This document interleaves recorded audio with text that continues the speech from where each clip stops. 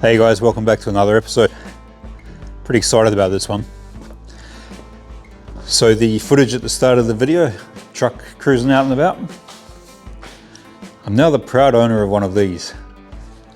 Club registration logbook. The F700 is now registered.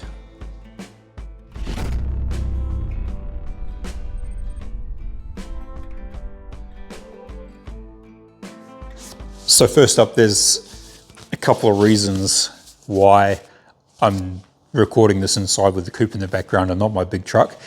It's about 9 o'clock on a Thursday night and the light outside is pretty bad, and I've still got the car trailer attached to the truck. And there's something sitting here that you guys don't know about yet. That's next week's video. For those of you that know what this is, please do not say anything in the comments about this thing. I'm keeping this one to myself for now, so just chill. Quick recap on the big truck. I brought that recently from a guy named Ryan who owns a sheep station. The truck's been on that sheep station and another sheep station its entire life, since 1967, in a place called Borough, a couple of hours north of where I am. Hasn't been registered since 2008, going by the last reg show sticker on the truck. Maybe a little bit earlier than that. And I think it may have had farm use rego somewhere for going between stations. But that thing hasn't been driven on the road with registration since 2008. So with it being a full-size truck, and you'll see the plates that I have on it temporarily later on in the video, there's a few hurdles with having a truck that size and full rego. I've been able to go with the historic reg, the club rego on this thing. So club rego is 30 years and older in South Australia, left-hand drive, right-hand drive, and that allows you 90 days of that allows you 90 days of use per year for $90. So when I went in and got the plates for the truck, took my paperwork in, it was $10 for the paperwork, $90 for registration, $30 for the plates. So very inexpensive, and I get to use that truck 90 days a year. And when you work at weekends and that sort of thing, it's seasonal use type use. 90 days will do me fine. And all my vehicles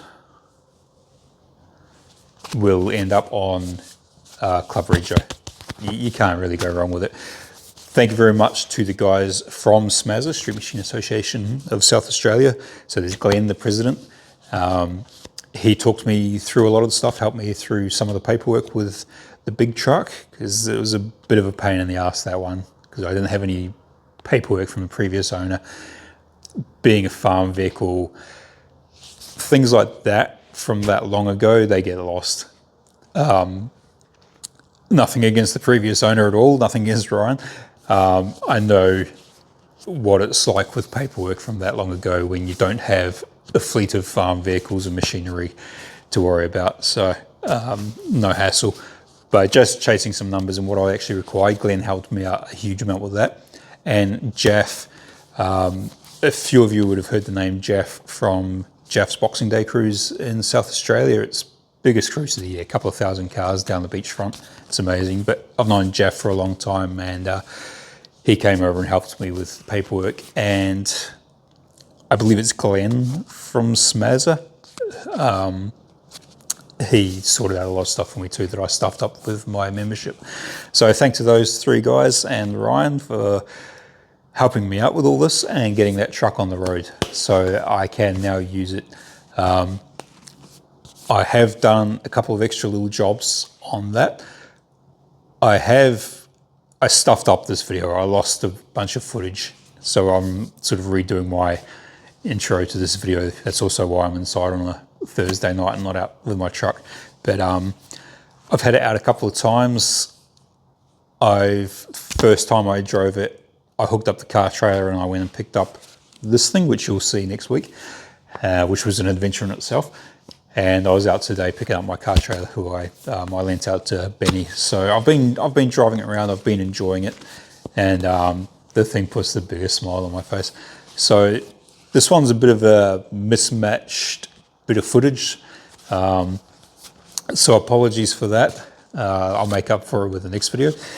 But yeah, the truck's registered, and I'm really, really happy. So yeah, let's go with this. I was having a problem last night with the carby running out of fuel. I was trying to move the truck, and I'd fill the bowl up with a Coke bottle full of fuel, and it would run till that ran out. I went and got fuel, filled up the tank in the truck. I thought that was the issue. Still doing it, but I had a look. This is from Degreaser. I've had a bit of a clean up. This hose here, this is the feed from the tank. That's perished. I don't know if you can see there. It's actually perished enough where fuel is dripping out and it's sucking air in as well.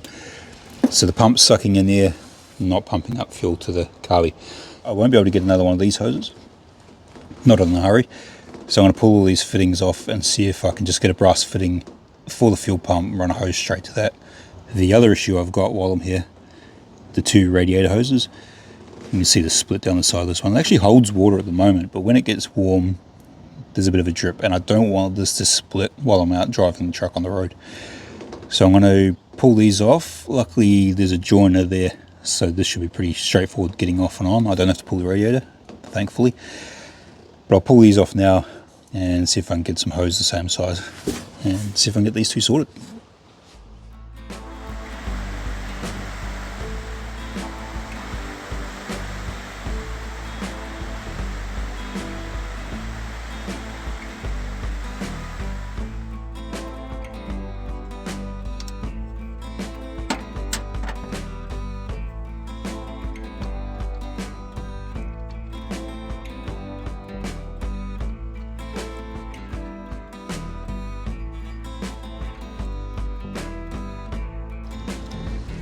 Nice easy fix on the radiator hose, just a 50mm inside hose. I've got a 90-degree pipe from local Super Cheap and cut the ends off it, use those. The shroud, that's like a cardboard type material. It's very old, and when I was undoing the bolts it kept ripping apart, so I've just chucked some sort of Phillips head 6 screws in there for now. Not the nicest, but it's holding the shroud in place. The fuel line was a nice easy fix as well. I did have a steel piece of pipe with the right fittings that I borrowed off the F600 chassis there, but it was that's being a 6-cylinder, it's a 5/16 pipe, where this is a 3/8, so I just got a brass fitting and some hose. That's not sitting on the chassis, that's all clear. I will replace that whole line under the back up to the fuel tank later, but for now this will get me going safely. And the last job I'm going to do in here before I fill up the radiator and fire this thing up, these wire ends here, they're designed just to push onto the coil. I could take that nut off and push it right in, but it's an old connection, so I'm just going to put a ring terminal on it, same as what I've done here. And then I'll put the freshly charged battery in, drop some fuel down the carb and check for leaks.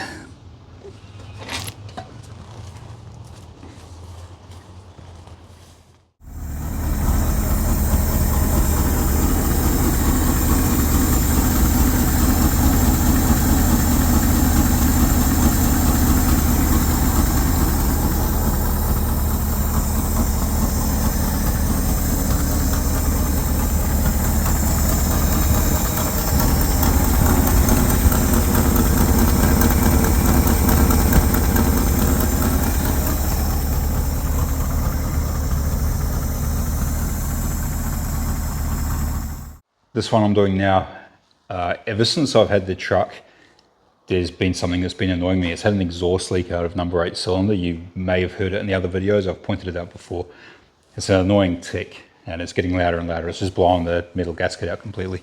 So I thought while I'm doing this other stuff, I'll have a go at getting these bolts out.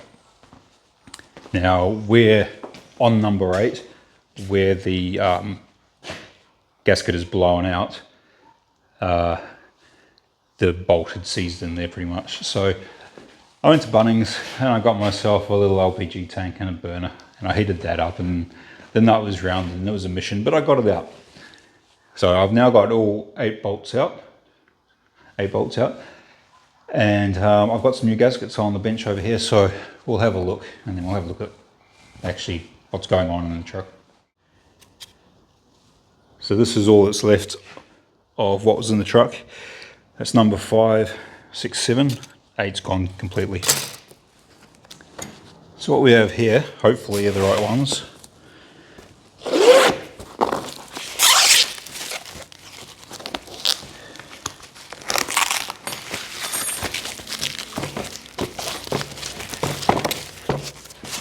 This was the last remaining gasket kit at Eagle Spares, so I was very surprised to find this in Australia.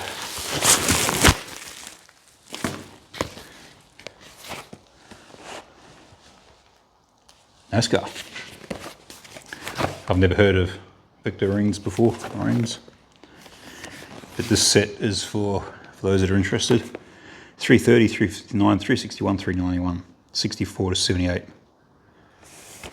And all these parts. So head gaskets, intake manifold gaskets, which I need to do. Intake manifold, exhaust manifolds. And that's the part number.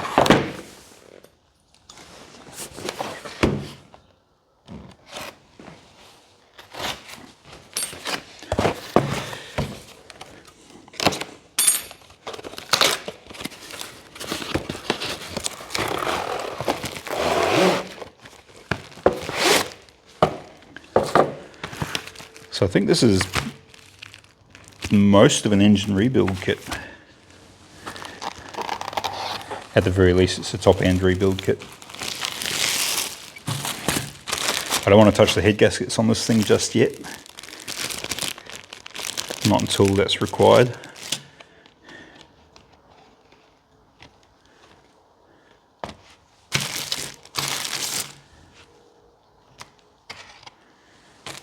Intake manifold gaskets.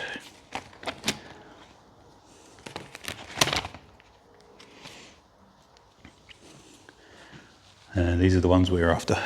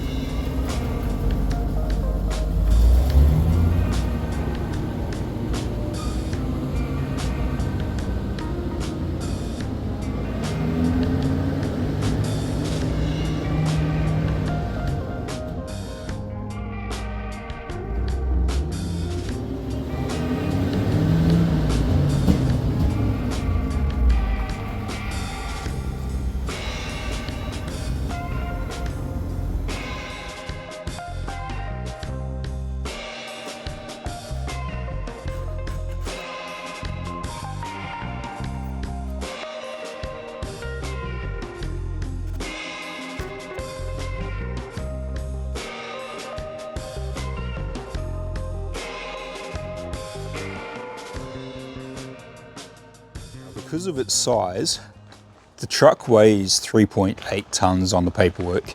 It's under 4 tons. 4.5 tons is the HR license requirement. So while it's not really a heavy vehicle, because of the GVM, or the gross vehicle mass, basically the load that this thing can carry, it had to be issued with national heavy vehicle plates. Yeah, that's straight onto those. $35 for the plates, $90 for the registration, and it's sorted. These plates, I mean, they're not personalised, but they're pretty cool because it says National Heavy Vehicle on it. I didn't really want to keep those plates on the truck.